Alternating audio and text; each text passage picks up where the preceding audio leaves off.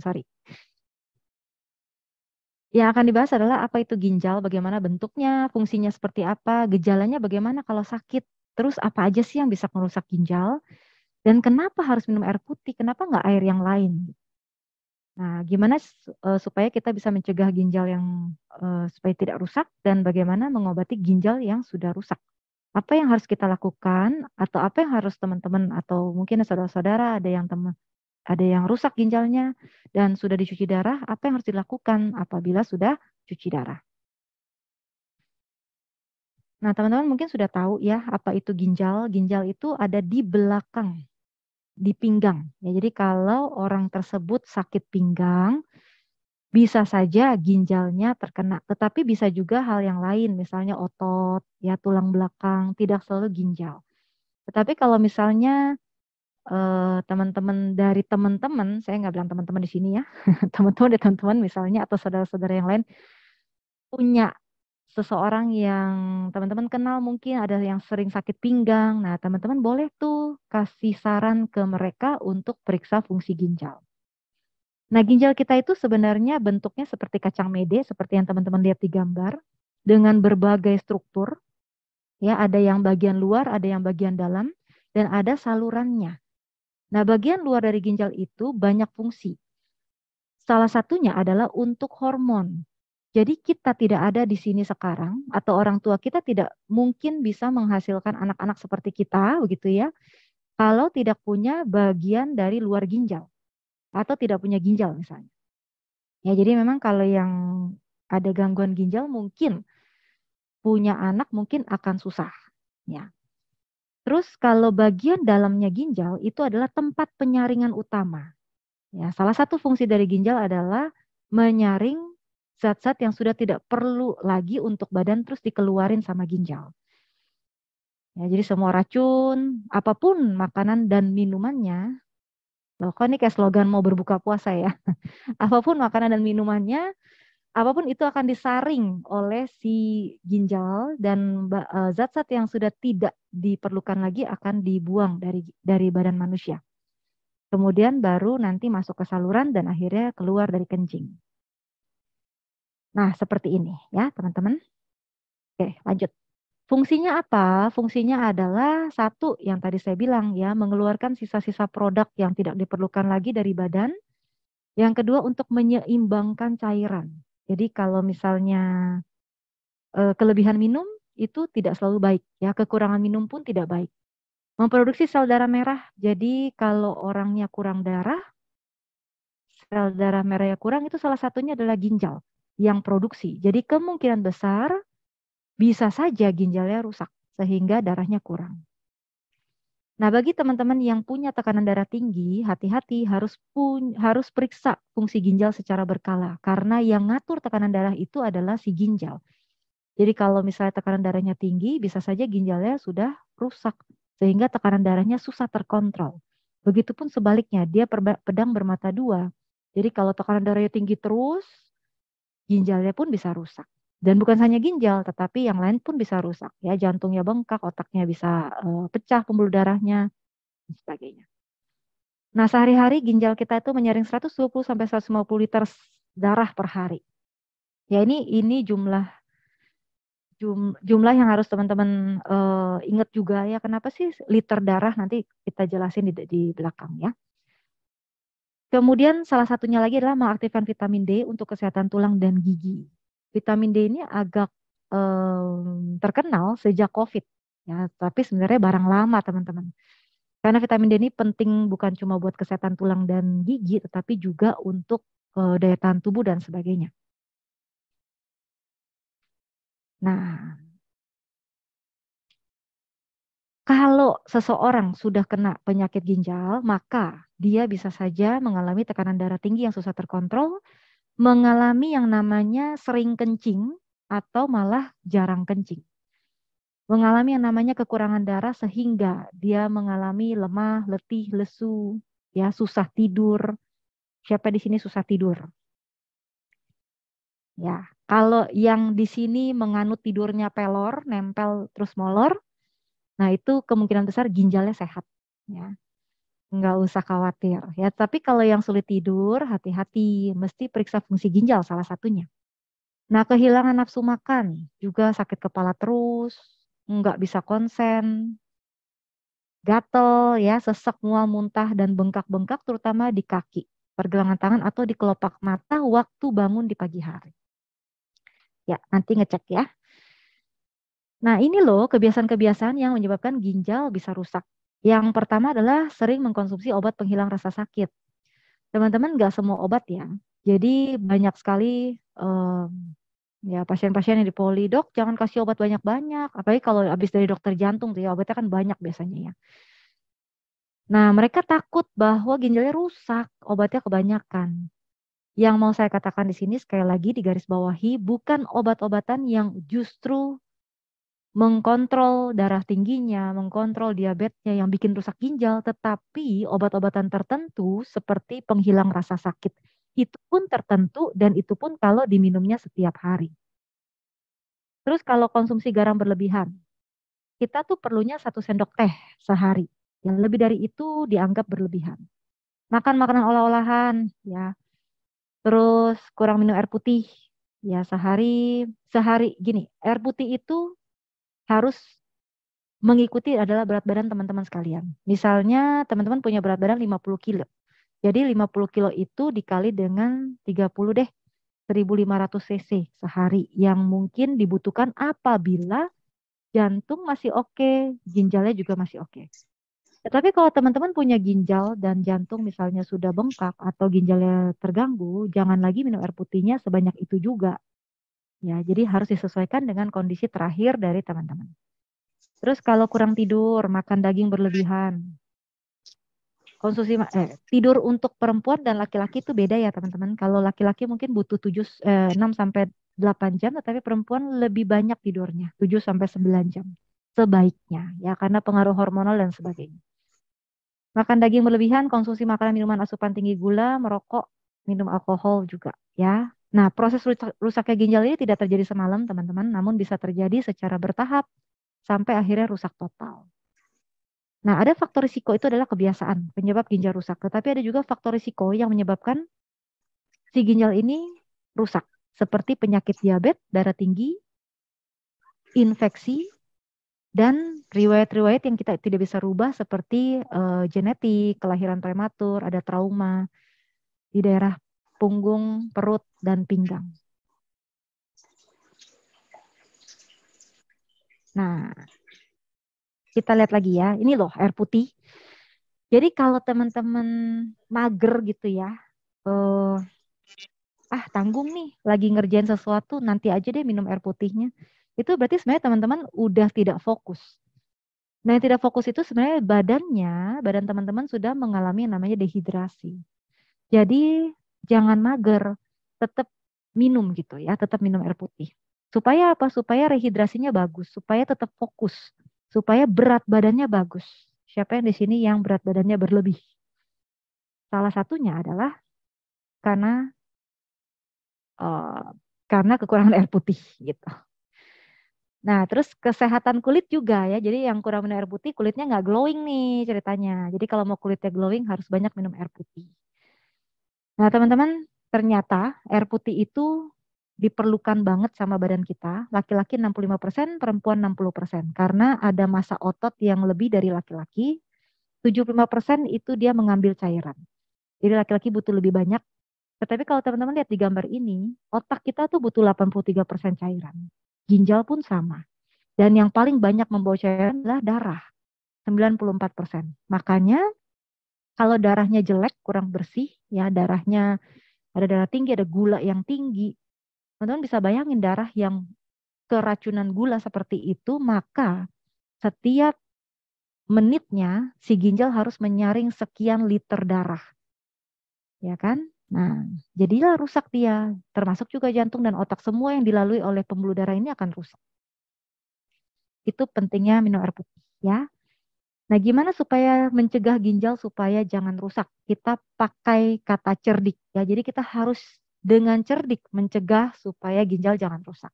Yaitu cek kesehatan secara rutin, enyahkan asap rokok, rajin olahraga. Teman-teman olahraga tuh menyenangkan dan harus dibiasakan ya. 15 menit pagi, 15 menit sore kalau misalnya yang sibuk. 15 menit aja gitu. Bahkan saya yakin mungkin teman-teman kalau diem di toilet bisa 5 menit sendiri, nggak tahu ngapain. Kemarin ada perawat yang nggak keluar-keluar dari toilet gitu ya, 5 menit. Ternyata asik scrolling medsos gitu ceritanya. Jadi kalau teman-teman pakai itu untuk 15 menit olahraga, alangkah baiknya gitu ya. Nah, 15 menit. Nah, tapi bukan perawat di sini ya. Oke, D-nya adalah diet sehat kalori seimbang, istirahat yang cukup, yang tadi saya bilang, dan kelola stres dengan baik. Kita tidak bisa hidup tanpa stres. Semua manusia itu stres. Dan karena stres kita bisa hidup. Kalau tidak ada stres, manusia itu tidak bisa hidup. Tetapi kita harus mengendalikan stres dengan baik. Nah, kalau sudah rusak, ya, rusak ginjalnya udah rusak gitu ya, stadium 3 ginjal itu ada 5 stadium.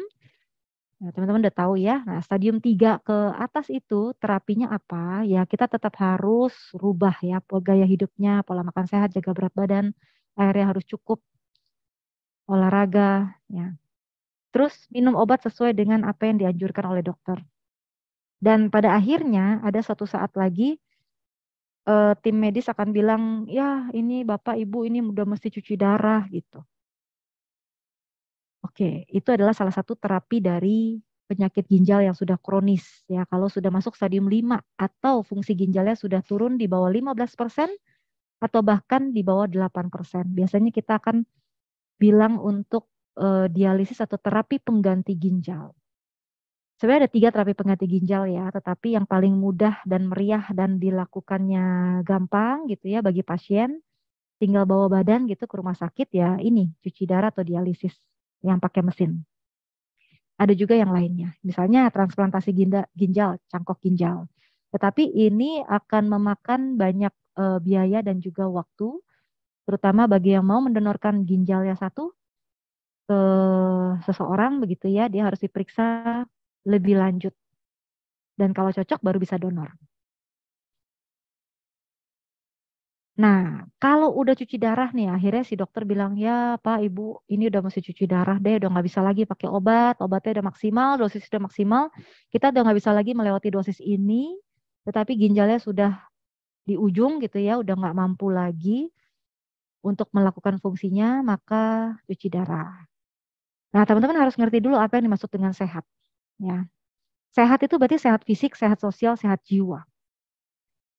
Nah, teman-teman yang punya teman atau punya saudara yang sudah cuci darah, itu mereka harus sehat. Sehat artinya sehat secara fisik, sehat secara sosial, dan sehat secara jiwa.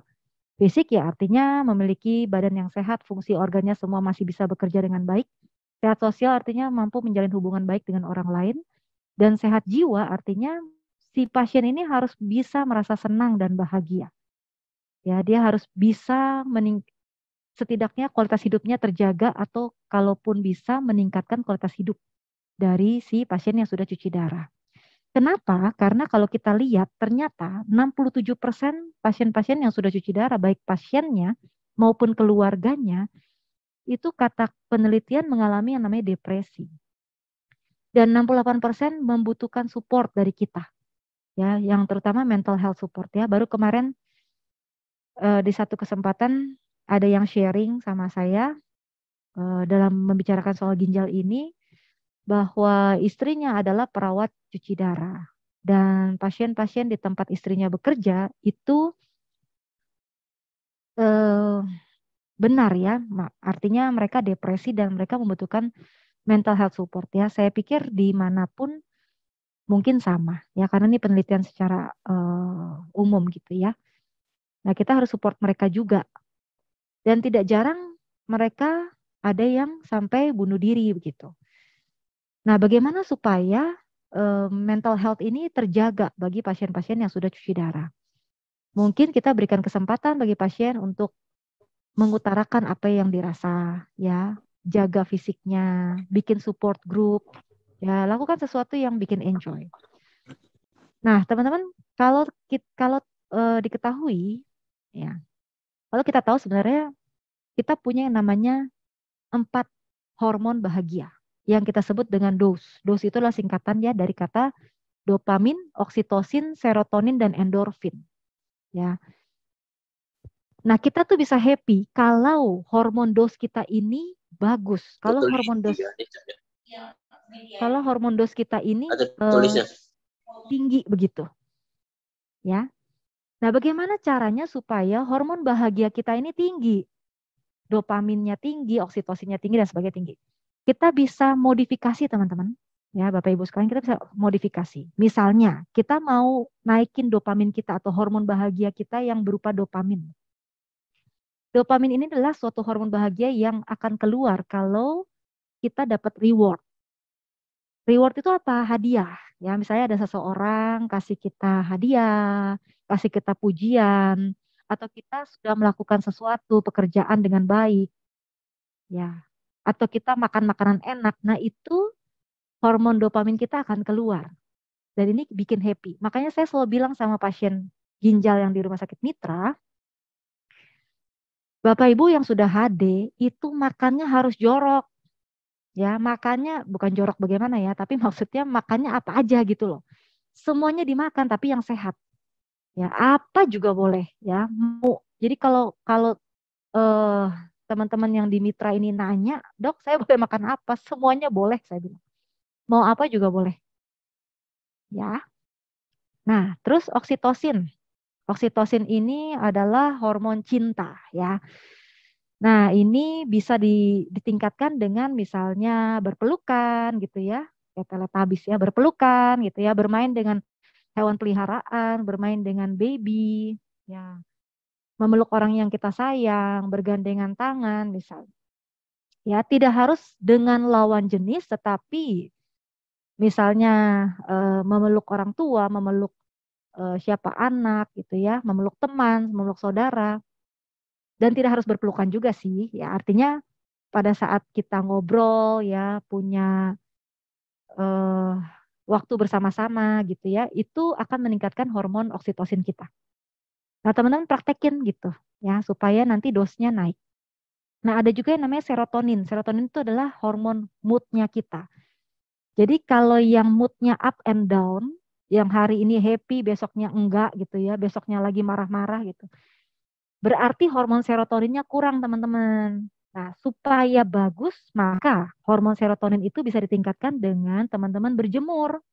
Sekarang kan lagi musim panas nih, udah musim hujannya kan udah berakhir. Matahari lagi banyak, jadi sempetin untuk pagi-pagi jemur. Ya, barang 15 menit begitu. 10 menit jangan lama-lama, lama-lama ya gosong.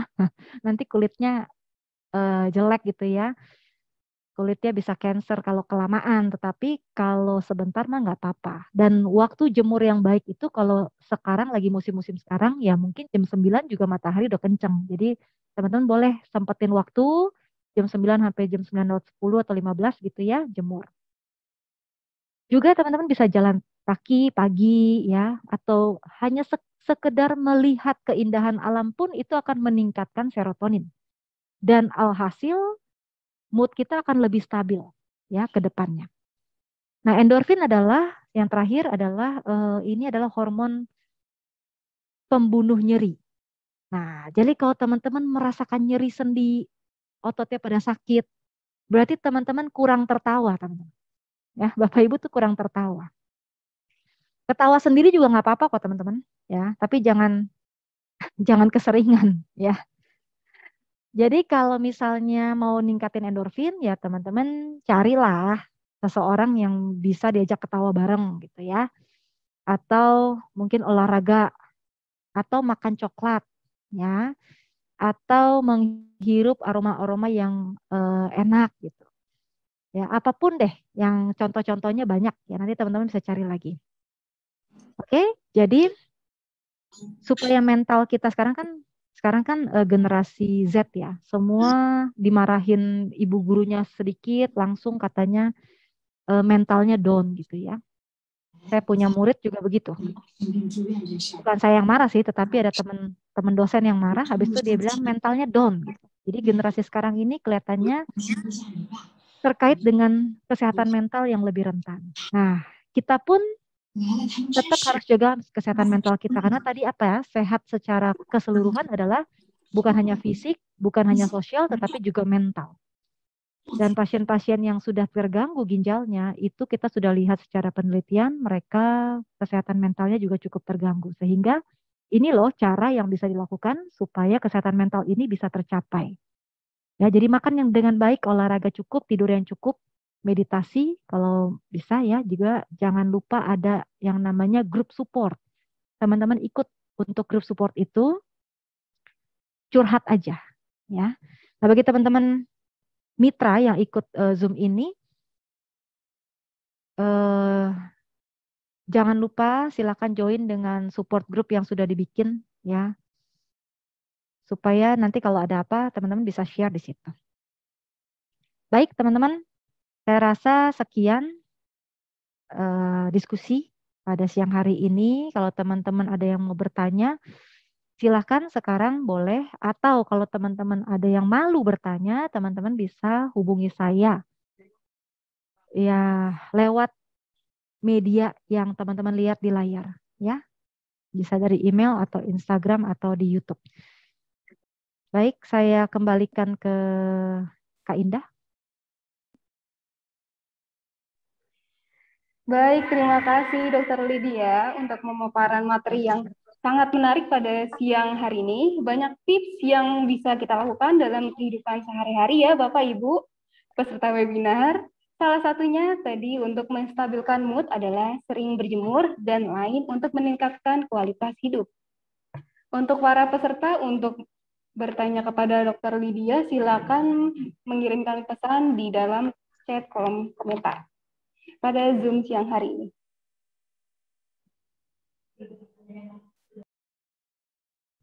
Kayaknya kita sudah punya penanya nih, Kak Indah.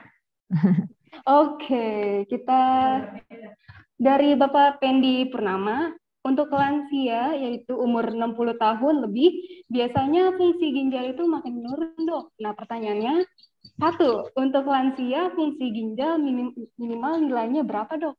Terus yang kedua, obat atau cara bagaimana agar fungsi ginjal tetap sehat untuk para lansia itu, Dok? Untuk dari pertanyaan dari Bapak Pendi Purnama. Terima kasih Bapak Pendi. Ya, terima kasih Kak Indah dan Pak Pendi, terima kasih pertanyaannya baik sekali. Ya, untuk lansia, jadi gini, teman-teman, Bapak Ibu sekalian. Kalau kita udah umur kepala 3 ya, udah ke umur kepala 3, memang sel-sel kita akan turun tuh 1% setiap tahunnya ya. Nah, makanya yang sudah lansia, yang umur 60 tahun, itu kemungkinan besar memang, kalaupun tidak ada penyakit apapun, fungsi ginjal atau yang kita lihat di lab seperti nilai eGFR itu bisa turun memang. Tetapi ada batasannya. Jadi kalau memang turunnya masih stadium 2 atau di atas 60%, itu sebenarnya dengan usia lansia itu masih boleh dikatakan baik, Pak Pendi. Ya, jadi 60% minimal ya. Nah, pertanyaan untuk nomor 1 ya, lansia dengan fungsi ginjal minimal berapa? Ya, 60% paling sedikit. Tapi di bawah 60% itu mungkin kita mesti atur ulang ya, kita mesti atur ulang mungkin dari penyakitnya mesti dikontrol lagi atau dari pola hidupnya supaya ginjal yang sudah di bawah 60 itu tidak cepat-cepat tambah turun, setidaknya bisa di situ, bisa stay di situ. Ya, nah obat atau cara bagaimana supaya fungsi ginjal tetap sehat ya itu tadi ya. Jadi kalau misalnya udah di bawah 60%, mesti diatur lagi penyakitnya semua harus dikontrol, diabetesnya, darah tinggi karena dua itu yang paling sering bikin ginjal rusak dan pola hidupnya harus diatur lagi Pak Pendi. Ya, dengan cara seperti itu setidaknya kita bisa menjaga ginjalnya tetap stay di situlah fungsi ginjalnya gitu ya, tidak tambah turun atau tidak cepat-cepat turun. Ya, semoga menjawab ya Pak Pendi. Baik, terima kasih Dokter Lydia. Ada pertanyaan kedua nih dari Bapak Kevin. Yaitu saya rutin mengkonsumsi metformin nih dok. Kandersan adalah oros, Ursedo, dan fenofibrat karena ada prediabetes, hipertensi, dan fatty liver. Yang ingin saya tanyakan adalah pemeriksaan rutin apakah yang dapat membantu untuk mengetahui kondisi ginjal saya baik-baik saja atau tidak nih dok. Terima kasih. Dari Bapak Kevin Wibawa, bertanya kepada Dokter Lydia. Kak Indah, sorry, aduh, kayaknya sinyal saya jelek nih. Iya dok, kenapa dok? Putus-putus Putus-putus, ya? iya. Iya. Saya bacakan ulang kembali ya dok. Oke. Dari pertanyaan dari Bapak Kevin di bawah, saya rutin mengkonsumsi metformin, kanderstan, adalat oros, ursedo, dan fenofibrat karena ada prediabetes, hipertensi, dan fatty liver. Yang ingin saya tanyakan adalah Panasin dulu, Cek. pemeriksaan rutin apakah yang dapat membantu untuk mengetahui kondisi ginjal saya baik-baik saja atau tidak, dok? Terima kasih. Pertanyaan dari Bapak Kevin Wibawa. Oh iya, terima kasih. Ya, terima kasih Pak Kevin. Terima kasih atas pertanyaannya yang menarik. Banyak juga ya obatnya ya. Ada obat darah tinggi, ada untuk fatty livernya. Oke. Jadi yang rutin harus diperiksa adalah yang terkait dengan itu ya. Misalnya darah tinggi nih. Berarti Pak Kevin mesti periksa fungsi ginjalnya secara rutin. Setidaknya 3 bulan sekali atau 6 bulan sekali. 3 sampai 6 bulan sekali. Tergantung dari tingkat keparahannya fungsi ginjalnya Pak Kevin. Ya. Kemudian fungsi ginjal yang mau dicek apa? Yaitu EGFR atau ureum, kreatinin, asam urat, dan pemeriksaan urin. Ya, kalau nanti misalnya dokternya mau periksa lebih lanjut, mungkin akan bisa periksa mikroalbumin urin seperti itu. Ya, untuk melihat kebocoran-kebocoran halus yang mungkin sudah terjadi di ginjal. Nah, terus itu untuk mengetahui kondisi ginjalnya Pak Kevin baik-baik saja atau tidak. Paling itu yang mau diperiksa. Tetapi jangan lupa ada teman-temannya dari si gula darah tinggi atau teman-temannya ginjal. Ya, jadi kalau mau periksa selain fungsi ginjalnya mau diperiksa, tetap Pak Kevin harus periksa yang terkait dengan itu seperti LDL trigliserid ya. Yang sederhana-sederhana dulu aja seperti LDL trigliserid, gula puasa, HbA1c. Dengan catatan hemoglobin atau sel darah merahnya Pak Kevin masih bagus. Kalau sel darah merahnya misalnya sudah mengalami anemia, ya jangan diperiksa HbA1c-nya karena nanti tidak valid. Atau Pak Kevin bisa ganti dengan glycated albumin kalau fungsi livernya masih baik. Ya, jadi yang sederhananya itu Pak Kevin. Oke, semoga menjawab ya. Nah, mungkin saya langsung, ya gimana Kak Indah? Ya, lanjut Ibu, maaf. Mungkin saya langsung aja ya, bacain langsung ya Kak Indah ya, pertanyaan-pertanyaannya ya. Iya. Ya. Oke, ini ada pertanyaan lagi dari, jadi kasihan Kak Indah baca-baca. Dari Bu Olga ya. Gak apa-apa, dok. Ya, Bu Olga, selamat siang ya. Terima kasih untuk pertanyaannya. Selamat siang dokter, saya ingin bertanya ciri-ciri ginjal yang baik hanya dengan minum air putih minimal 2 liter sudah dapat dipastikan ginjal sehat atau tidak? Apa suka terbangun saat tidur malam untuk buang air kecil? Merupakan petanda ginjal kita kurang sehat gitu ya. Oke, terima kasih Bu Olga. Jadi kalau ciri-ciri ginjal yang baik apa? Ciri-ciri ginjal yang baik berarti secara keseluruhan fungsi ginjal yang tadi saya sudah sebutkan di slide itu semuanya dapat dilakukan dengan baik. Fungsi ginjal itu apa? Salah satunya adalah menyaring racun-racun. Terus artinya teman-teman tuh tidak akan yang namanya kekurangan darah yang diakibatkan oleh ginjal yang rusak. Karena ginjal itu bikin hormon untuk darah. Ya, jadi kalau periksa HB atau hemoglobin atau sel darah merah itu normal. Normalnya adalah perempuan di atas 12, di atas sama dengan 12, laki-laki di atas sama dengan 13. Lain lagi dengan ibu hamil ya. Nah, itu salah satu pemeriksaan sederhana yang bisa mewakili salah satu fungsi dari ginjal. Terus apalagi tidak cepat mudah lelah ya. Ya badannya enak gitu. Tetapi kalau memang masih awal-awal sebenarnya Bu Olga, kalau masih awal-awal kita memang agak susah. Jadi kalau badan kita enak-enak aja, semuanya dalam keadaan bagus, fit, tetapi ada misalnya penyakit-penyakit seperti diabetes, hipertensi, saran saya sih Bu Olga tetap screening rutin untuk fungsi ginjalnya dari lab. Ya, karena dari situ nanti ketahuan, karena nanti kalau stadium 3 pertengahan atau stadium 3 yaitu di bawah 60 fungsi ginjalnya nanti baru kerasa. Baru kerasa mungkin badannya pegel-pegel, pinggangnya pegel atau kencingnya berbusa atau cepet capek misalnya. Ya, terus kok gula makin jelek misalnya atau darahnya makin tinggi. Nah, itu merupakan ciri-ciri ginjal yang sudah mulai terganggu. Tetapi kalau masih di atas 60 itu biasanya masih oke-oke aja. Jadi tetap harus screening ya. Nah, kalau minum air putih minimal 2 liter sehari seperti yang tadi saya bilang, Bu Olga, ini tidak berlaku untuk semua pasien. Kalau sehat-sehat aja sih nggak apa-apa. Tapi gini lah, teman-teman hitung sendiri deh. Kalau misalnya teman-teman punya berat badan 50, rata-ratanya mungkin butuh cairan sekitar 1.500. Itu dikaliin 30. Itu adalah kebutuhan cairan basic. Kebutuhan cairannya basicnya kita.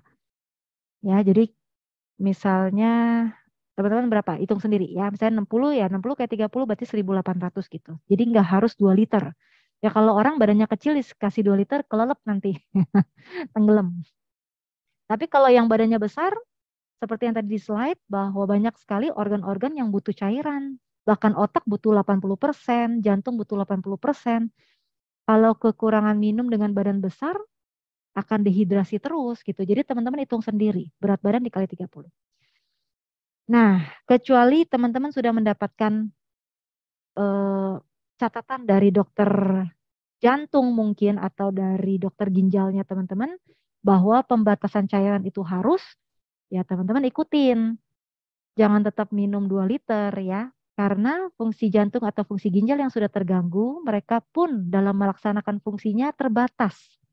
Kalau teman-teman guyur dengan cairan banyak 2 liter, itu bukan membantu mereka tetapi malah membebani si fungsi ginjal dan fungsi jantung yang sudah rusak. Kalau terbangun di malam hari untuk buang air kecil, petanda ginjal kurang sehat nggak? Tergantung laki-laki atau perempuan. Kadang-kadang laki-laki suka terbangun juga karena prostat ya, karena usia prostat. Juga kalau penyakit mungkin karena diabetesnya belum terkontrol. Kalau bukan karena penyakit, misalnya karena dingin gitu ya, suhunya dingin sekali. Nah, tapi kan itu bukan karena penyakit gitu. Jadi memang harus dievaluasi dulu nih. Kenapa suka terbangun di malam hari? Bisa saja karena fungsi bladernya atau kantong kemihnya udah dull.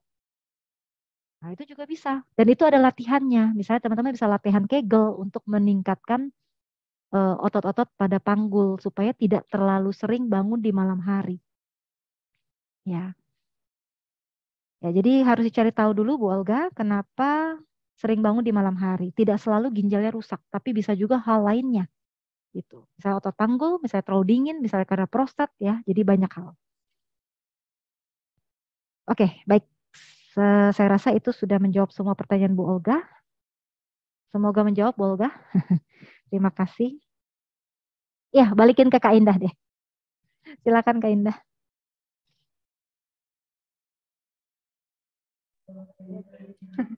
Baik, terima kasih untuk jawaban dari Dokter Lydia. Saya ingin ini Bu, ada pertanyaan lagi nih dari Bapak. Oh, tidak ada namanya, no name. Apakah fungsi ginjal yang sudah di bawah 60% masih bisa naik lagi, Dok? Itu dari no name sih, Bu. Dok, nggak ada namanya. Di kolom chat, iya. Baiklah. Ya, terima kasih. Ya. Apakah fungsi ginjal yang sudah di bawah 60% masih bisa naik lagi? Ya bisa aja. Bisa aja. Bapak atau Ibu ini ya, nggak ada namanya ya. Ya bisa aja ya. Tetapi kita lihat lagi fungsi ginjal yang turun ini kenapa? Ada yang namanya gangguan ginjal akut. ya teman-teman. Gangguan ginjal akut itu masih bisa naik lagi, bahkan bisa normal lagi. Sekarang ini lagi banyak di Jakarta ini lagi banyak penyakit kencing tikus, Bapak Ibu. Tolong berhati-hati, terutama bagi yang banjir-banjiran. Saya punya pasien penyakit kencing tikus ini banyak sekali dan rata-rata menyerang ginjalnya. Dan kalau penyakit kencing tikus ini atau misalnya infeksi apapun itu yang akhirnya menyerang ginjal, bisa diobati infeksinya secara cepat. Nah, ginjal yang sudah rusak itu akan balik lagi, gitu. Ya, itu namanya gangguan ginjal akut yang biasanya disebabkan oleh infeksi akut. Ya. Tapi kalau ginjalnya sudah 3 bulan berturut-turut, fungsi ginjalnya di bawah 60%, kemungkinan besar ginjalnya sudah mengalami sesuatu yang kronis, yang disebabkan oleh penyakit-penyakit kronis biasanya. Nah, ginjal yang seperti ini jarang untuk kembali ke titik awal atau titik normal. Tetapi setidaknya, seperti yang tadi saya bilang, setidaknya diobati, penyakit dasarnya diobati, dan ginjalnya dikasih vitamin, pola hidupnya dibenerin, supaya ginjal yang sudah turun ini setidaknya tetap stay di situ angkanya atau stadiumnya. Tidak cepat-cepat turun ke arah yang lebih buruk. Nah, itu aja yang bisa kita lakukan. Ya, semoga menjawab ya. Oke. Oke, Eh, Oke, terima kasih untuk Dokter Lydia atas jawabannya. Ada pertanyaan lagi nih, Dok. Dari Laili. Apakah minum air misalnya 4 liter sehari bisa mempengaruhi ginjal? Apakah baik minum air putih itu berlebihan? Apakah ada efeknya terhadap ginjal, Dok? Dari Ibu Laili, RW 09. baik, terima kasih. Terima kasih Bu Iya. Laili. Bu Laili, ini minum air 4 liter habis ngapain Bu Laili? Banyak amat minumnya. 4 liter itu 2 botol mineral water yang gede kan? Ya, Bu Laili ya. Iya. Halo Bu Laili. Banyak banget Bu Laili. Kalau 4 liter sih kayaknya ya saya nggak tahu sih berat badan Bu Laili berapa ya. Kalau saya lihat Ibu mungkin ya tapi tetap aja sih. Kalau saya lihat Ibu ya tetap kebanyakan Ibu 4 liter mah. Bisa nggak mempengaruhi ginjal? Bisa. Jadi segala sesuatu yang berlebihan tidak baik. Segala sesuatu yang berkekurangan juga tidak baik. Jadi memang harus pas. Hidup ini harus pas Bu Laili. Ya. Nah jadi baiknya Bu Laili tetap hitung yang seperti tadi saya bilang berat badannya Bu Laili dikaliin 30 deh. Itu yang paling mendekati baik gitu ya. Nah, kalau air putih berlebihan pun bisa mempengaruhi ginjal. Akhirnya si ginjal kan capek juga sih harus nyaring segitu banyak air gitu ya kalau berlebihan terus-menerus. Saya punya satu pasien Bu Laili yang keracunan air putih. Ya, lucu ya. Keracunan air putih. Ya, jadi memang di kasus-kasus di sini memang menarik-menarik sih. Ada satu yang keracunan air putih, tapi itu kasus yang udah cukup lama, beberapa waktu lalu. Karena terlalu takut fungsi ginjalnya jelek, jadi minumnya banyak banget. Tetapi itu malah menyebabkan eh, komplikasi. Waktu itu. Ya, ini perempuan yang sakit perempuan. Nah, efeknya itu tadi ya, kalau terlalu banyak si ginjal juga capek juga Bu Leli.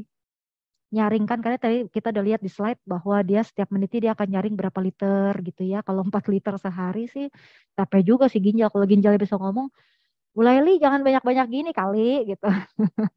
Secukupnya aja ya kali 30.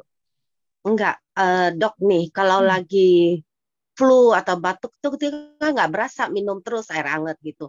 Kalau Hmm. kelebihan bagaimana gitu? Nah, Apakah kita mesti naker gitu? oh ya. Nah, itu lain lagi kalau begitu. Misalnya lagi sakit ya. Kalau lagi sakit misalnya demam ya atau lagi pilek, batuk, mual, muntah, nafsu makannya kurang, makannya juga kurang, intake kurang. Nah, itu diperbolehkan untuk menambah asupan dari yang biasanya. Tapi itu pun tergantung dari eh, hari itu gimana pola intake-nya gitu, makan minumnya bagaimana, dengan demam seberapa tinggi. Ya boleh-boleh aja kalau lagi sakit ya 4 liter boleh-boleh aja. Ya, kita bisa nurunin demamnya juga, kita bisa buang panasnya juga gitu kan. Juga bisa mengencerkan dahak misalnya lagi batuk. Boleh. Tapi kalau setiap hari kayak begitu ya agak kelep sih Bu Leli. Ya enggak, maksudnya lagi keadaan sakit aja, lagi batuk kebetulan. Jadi Ah ya. memang sebentar-bentar minum gitu. Ini Bu Leli lagi batuk ya? Kayaknya Iya, suaranya seksi deh ini. ya batuk sama pilek. Iya iya iya, boleh boleh boleh. Oke, Boleh lah. Nanti kalau udah makasih sembuh ya ya dok. balikin lagi. Iya. Iya, Oke, sama-sama Bu Leli. makasih. Ya, Yuk. baik. Ya. Ya. Baik Kak Indah, share masih banyak pertanyaan, saya rasa begitu Oh, aja kali Kak Indah. oke. Baiklah kalau begitu ya. Ya. Teman-teman sekalian, Bapak Ibu sekalian yang saya hormati dan kasihi, terima kasih untuk diskusi kita pada siang hari ini. Semoga bisa membantu ya sedikit banyak untuk kesehatan kita semua. Ya, salam sehat dan sehat selalu. Kak Indah, saya off dulu ya. Terima kasih.